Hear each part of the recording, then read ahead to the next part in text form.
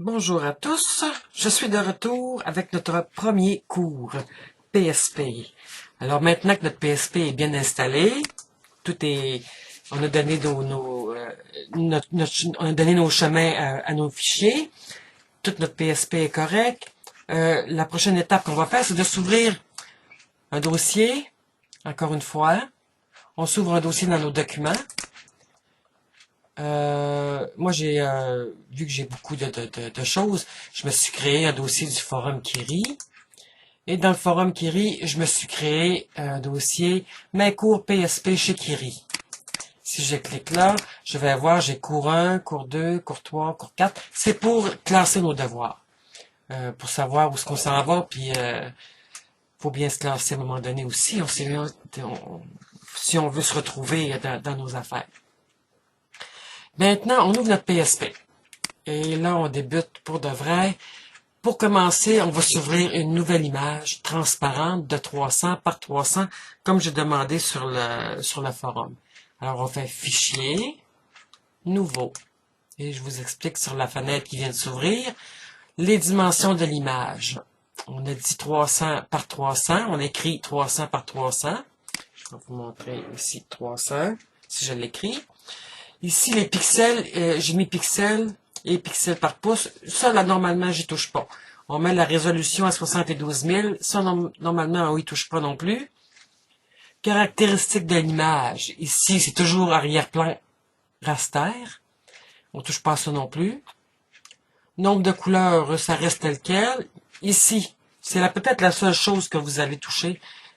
C'est soit vous le mettez transparent, soit vous mettez de la couleur. Et si vous cliquez de droite, cliquez de droite dessus, vous allez avoir votre palette de textures qui va ouvrir. Si vous en voulez un autre, c'est l'autre palette que vous pouvez, avec le dégradé, les motifs, la couleur. Puis vous allez vous chercher une couleur ici, ou vous allez ici. Mais normalement, on s'ouvre toujours une image transparente. Et on fait OK. Vous allez avoir une petite image qui est transparente. Ça veut dire qu'il n'y a pas de fond, il n'y a rien du tout dedans. Elle est complètement transparente. Puis, si j'avais pas le choix d'ouvrir une image, si je veux vous montrer les outils, parce que si je ferme mon image, moi, les outils sont pas apparents. Fait que j'ai pas le choix de m'ouvrir une image. Ici, la main, le zoom, bon, c'est pas des choses qu'on se sert souvent. Ça ici, l'outil déplacé, c'est l'outil qu'on se sert vraiment beaucoup. Sélectionner, ça va venir à un moment donné. Je vous le montrerai. L'outil baguette magique, c'est quelque chose qu'on se sert aussi beaucoup, ces trois-là. La pipette, pas tellement. L'outil recadré, c'est surtout pour des photos. Bon, on s'en sert de temps en temps. Ça, je m'en sers quasiment jamais. Celui-là non plus, celui-là non plus. De temps en temps, cloner, oui. Ça aussi. Ici, c'est qu'est-ce que j'ai? OK, éclaircir. Ça, c'est pas des choses que je me sers. L'aérographe de temps en temps. Les pinceaux aussi. Les effaces aussi. Les gommes, arrière-plan. L'outil pour de peinture, c'est ce qu'on se sert beaucoup aussi. Tantôt, je vais vous le montrer. Les tubes à images. L'outil texte avec lequel on va écrire tantôt. Les formes prédéfinies, ici. L'outil stylo. Et les pinceaux déformants. Et d'autres palettes ici. Mais moi, je vais vous montrer aussi comment faire, parce que vous n'avez pas tous ces outils-là. Vous allez vous demander, mon Dieu, j'ai pas ça, où est-ce que je vais les trouver? Alors, on clique ici de droite et on va chercher personnaliser. Personnaliser. Et on va dans outils, ici. Et si vous voulez avoir un outil comme qu'est-ce que j'ai pas moi là qu'est-ce que j'aurais quand j'ai pas ça, ok, mettons que je vais avoir cet outil là, je vais l'avoir. Vous cliquez de gauche, vous maintenez votre bouton de souris enfoncé et vous le glissez jusqu'ici Et voilà, votre outil est rendu ici. C'est aussi simple que ça. Tous les outils de votre PSP sont là-dedans. Et vous avez juste à, comme je dis, cliquer de gauche, le maintenir enfoncé, le glisser et venir le mettre ici, dans votre... ici. Moi, celui-là, je vais le supprimer car j'en ai pas besoin. J'en ai dresse comme ça. J'espère que je vous ai bien expliqué. À part de ça, je pense que là, maintenant, on va y aller avec l'outil pot de peinture. OK? Vous cliquez sur l'outil pot de peinture avec les configurations que vous voyez.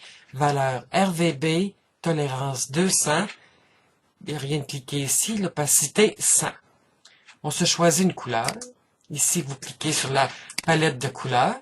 Ça, je vais vous expliquer ici. C'est ce qu'on appelle la couleur propriété du premier plan, ça veut dire l'avant-plan.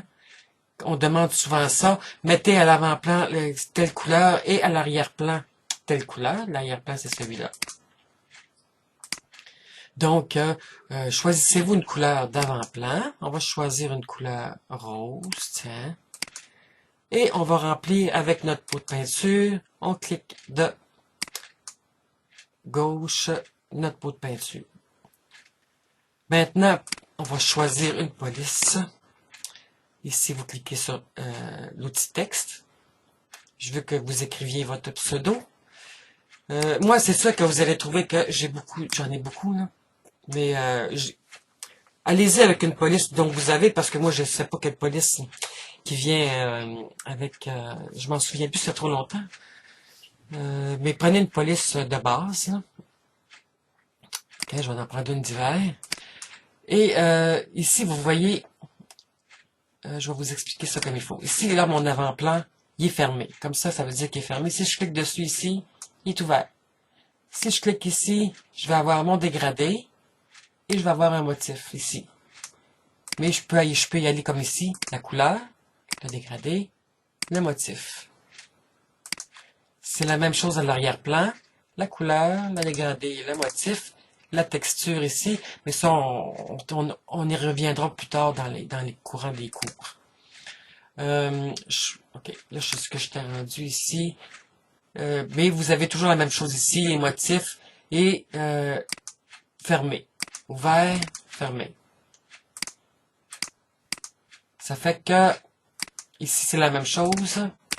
Pour les fermer, les motifs, dégradés, la même affaire. Donc, choisissez-vous une couleur une couleur de base. On va y aller avec le vert et le jaune. Okay. Choisissez-vous des couleurs contrastantes et vous cliquez ici sur la fenêtre et sur votre image ici, comme ça. Il y a une fenêtre qui s'ouvre. Cliquez de gauche ici. Cliquez de gauche. Une fenêtre qui s'ouvre et vous tapez votre texte ici. Moi, je vais écrire Maggie. C'est vrai, je vous ai pas montré appliquer. Ça, c'est le nom de ma police. Ici, c'est la taille. Vous voyez, vous avez des tailles de police. Vous pouvez aussi l'écrire. J'aurais pu la mettre à ça. Je vais supprimer. Je vais vous en faire un autre. Ici, c'est le gras. C'est des affaires que vous connaissez, en italique, en souligné, centré, aligné à gauche, aligné à droite. Ça ici, c'est pour soit horizontal, vertical et vertical vers la droite. Ça, c'est pas mal l'épaisseur du trait. C'est si votre police a un contour, vous pouvez mettre le contour, l'épaisseur que vous voulez. Ça, c'est en vectoriel, sélection flottant, mais moi, je le mets toujours en vectoriel, OK? Ça, c'est le style de ligne, mais on y reviendra plus tard. Mais je vous montre un peu comment est-ce que mes configurations sont. Le crénage automatique est coché ici. Et c'est 0, 0. Et il y avait d'autres choses. Ici, la limite 10, déformée, coché. OK?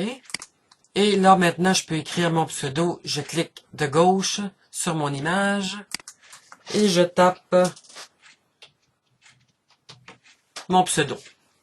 Je fais appliquer et il va être entouré ici.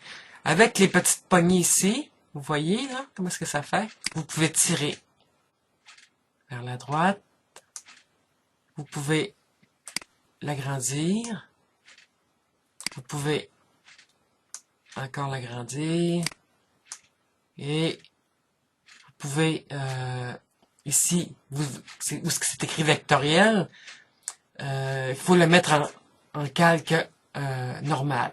Ça veut dire que vous cliquez ici calque. Moi, c'est sûr que je ne travaille pas convertir en calque raster. Ou vous auriez ici, il y a une flèche là. Vous pouvez annuler la dernière commande. Fait que si je clique dessus, je reviens comme j'étais. Vectoriel. Vous pouvez aussi cliquer de droit ici et convertir en calque raster. Et voilà. Maintenant que ça c'est fait, on clique encore de droite, fusionner, calque visible, pour tout fusionner.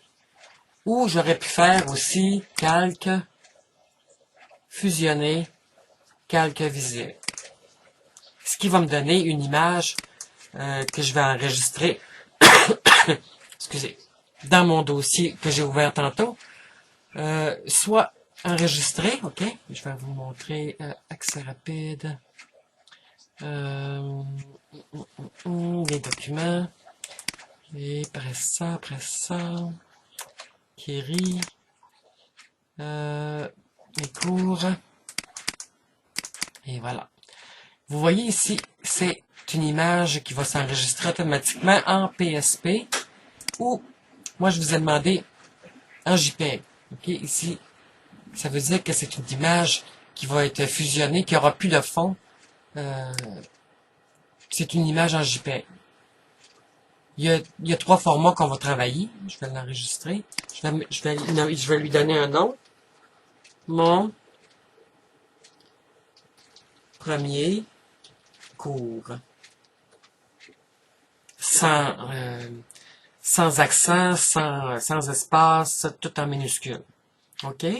Fait enregistrer.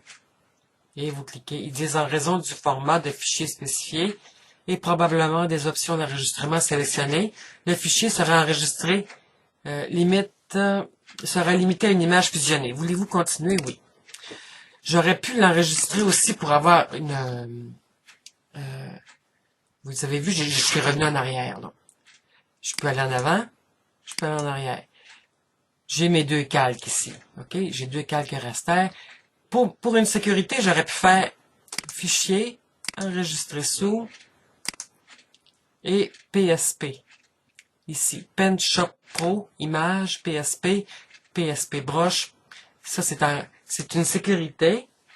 Si jamais je veux revenir, j'ai pas le temps de finir mon devoir. Je vais y revenir plus tard. En fait, enregistrer en PSP. Je fais enregistrer. OK? Puis si je ferme, je vais aller chercher...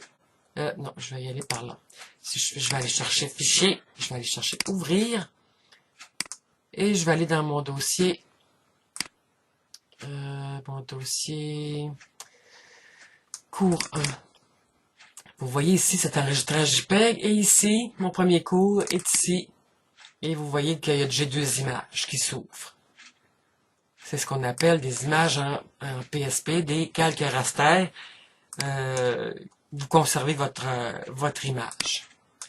Alors, je vais vous demander de me faire une petite image avec votre pseudo, une image de 300 par 300 avec une couleur de fond, votre pseudo décrit, et vous me l'enregistrez en JPEG et vous le postez sur le forum.